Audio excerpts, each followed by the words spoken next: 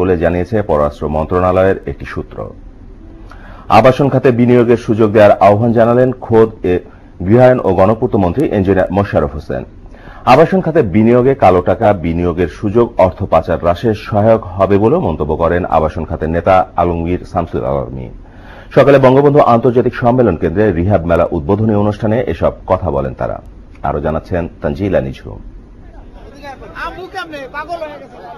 প্রতি বছরের মতো এবারও শুরু হয়েছে 5 দিনের আবাসন মেলা। আবাসন খাতকে চাঙা করতে সরকারি উদ্যোগের বিষয়ে গৃহায়ন ও গণপূর্ত মন্ত্রী বলেন, 20,000 থেকে 15,000 কোটি টাকা যদি রাখা হয় আমাদের এই সেক্টরটা বাড়বে। আবাসন ক্ষেত্রে যখন আপনার বিনিয়োগ হতো এটা প্রশ্ন করা হতো। আমি অনুরোধ করব এটাকে যেন সেই আগের টাকায় নিয়ে যায় এবং অবশিষ্ট আয় যেন সেখানে দিলে স্পষ্ট করতে পারে। এদিকে রিহেবের সভাপতির দাবি গৃহ নির্মাণে নেওয়া ঋণের সুদ কমানোর। বাজেটে বৈধ উপায়ে অপ্রত্যাশিত আয় এই সেক্টরে ব্যবহার করার জন্য মাননীয় প্রধানমন্ত্রী আমাদেরকে সহায়তা দিয়েছে, কিন্তু